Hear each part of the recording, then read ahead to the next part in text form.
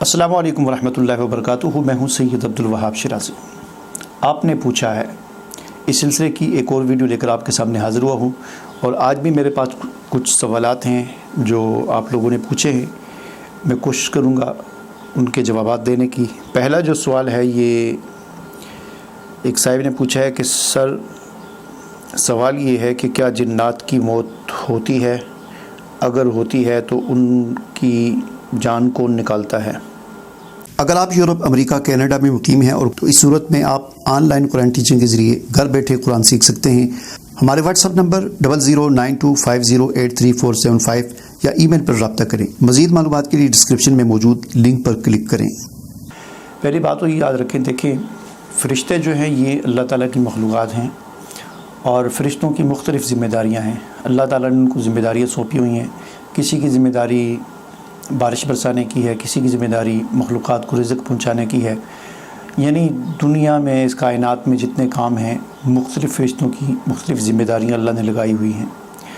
उन्हीं में से एक मौत है इस दुनिया में जो वाक़ई होती है जानदारों पर, चाहे वो इंसान हो, जिन हो या दीगर मखलूक़ात हों। तो ये पूरा एक शोबा है, एक डिपार्टमेंट है। इसके लिए मलकुल मौत, जो 4 बड़े फ़रिश्ते हैं उनमें से एक फ़रिश्ता है, वो इसका हेड है और उसके मातहत हज़ारों, लाखों, करोड़ों, अब ये हमें नहीं मालूम कितने फ़रिश्ते उनके मातहत काम करते हैं। और दुनिया में जितनी भी जानदार चीज़ें हैं, उनकी जब मौत का वक्त आता है तो उनकी रूह कब्ज़ करते हैं। आम तौर पर हम सिर्फ मलकुल मौत से वाक़िफ़ होते हैं, उनका नाम हम पढ़ते सुनते रहते हैं, लेकिन वो अकेले नहीं हैं, उनकी पूरी एक टीम है। जिस तरह दुनिया के कामों में होता है, एक किसी भी इदारे का एक हेड होता है, फिर उसके मातहत कुछ अफसरान होते हैं, फिर उनके आगे टीमें होती हैं, बिल्कुल ऐसे ही मलकुल मौत इस शोबा मौत के हेड हैं और उनके मातहत पूरी टीमें हैं और हज़ारों लाखों फ़रिश्ते हैं जो काम कर रहे हैं। अपने अपने वक़्त पर जो है वो इंसानों की, जिनों की, हर एक की रूह निकालते हैं। ठीक है, तो यही फ़रिश्ते हैं जो इनकी रूह निकालते हैं। अगला जो सवाल है वो ये है जी, अस्सलाम वालेकुम हज़रत, मेरे बच्चे ज़ाया हो रहे हैं और मैंने अपनी वाइफ़ की ट्रीटमेंट बहुत सारे डॉक्टरों से कराई है पर कोई फ़ायदा नहीं हुआ। फिर मुझे किसी ने बताया कि जी जिन्नात की वजह से ऐसा होता है और आप किसी राकी के पास जाएं और उससे तावीज़ करवाएं। तो मुझे समझ नहीं आ रहा कि मैं क्या करूं। पहली बात तो ये याद रखें ना कि जो आपने सवाल के आखिर में जो बात कही कि आप किसी ने कहा किसी राकी के पास जाएं और उससे तवीज़ करवाएं, ये क्लियर कर रहे हैं कि राकी जो होते हैं वो तवीज़ नहीं करते। राकी कहते हैं दम करने वाले को, ठीक है ना। राकी सिर्फ दम करता है, तवीज़ों वाले काम ये अमलियात वाले, आमल, जादूगर या इस किस्म के जो लोग होते हैं वो करते हैं। राकी जो होता है वो सिर्फ दम ही करता है, तावीज़ नहीं करता।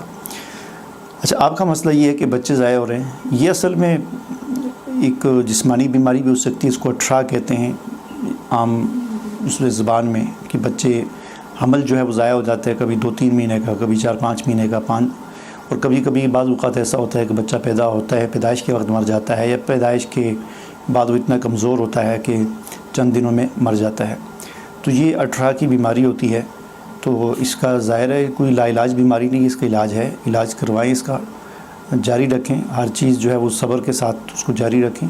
बाज़ औक़ात टाइम लगता है, 2 साल ज़ाहिर बात है कि ये चीज़ ऐसी है कि मतलब इसका रिज़ल्ट जो है वो 2 साल बाद, साल बाद, 1.5 साल बाद आता है, तो इसलिए इसमें कई साल लग सकते हैं। मिसाल के तौर पर ब्लड प्रेशर है, अब आपने दवाई खाई, अब आपको दवाई ने असर किया या नहीं किया, ये आपको अगले घंटे बाद भी पता चल सकता है आपका ब्लड प्रेशर हाई हुआ नहीं हुआ। तो चूँकि बच्चों का पैदाइश चूँकि ज़ाहिर बात है साल बाद, 1.5 साल बाद, 2 साल बाद होती है, इसलिए आप जब एक दवाई खाते हैं तो उसका रिज़ल्ट आया ठीक, उस दवाई ने असर किया या नहीं किया, तो उसका रिज़ल्ट आपको साल बाद, 1.5 साल बाद, 2 साल बाद पता लगेगा। 2 साल बाद आपको पता चला जी उस दवाई ने असर ही नहीं किया, फिर आपने कोई और दवाई इस्तेमाल की और फिर आप इंतज़ार में हैं कि अब पता नहीं दवाई, फिर उसका रिज़ल्ट 2 साल बाद निकलेगा। तो इसलिए इसके इलाज में बाज़ औक़ात 8-8, 10-10 साल भी लग जाते हैं। तसल्ली के साथ, सब्र के साथ आप इलाज जारी रखें। अगर इसमें दूसरा मसला भी हो सकता है कि जादू वाला या जिन्नात की छेड़छाड़ वाला, तो उसके लिए जो वज़ाइफ़ हैं उनका आप एहतमाम करें।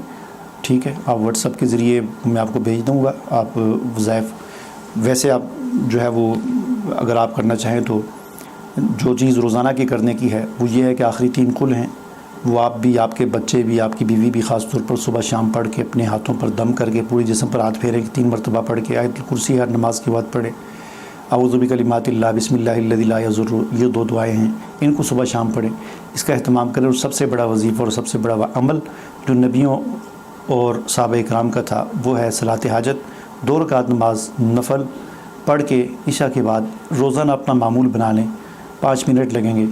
اللہ تعالیٰ سے دعا کریں کہ اللہ یہ مصیبت ہے، یہ پریشانی ہے، یہ بیماری ہے، اس سے ہمیں نجات عطا فرما، اس کا معمول کریں آپ، ٹھیک ہے، انشاءاللہ اللہ تعالیٰ آسانی فرمائے گا۔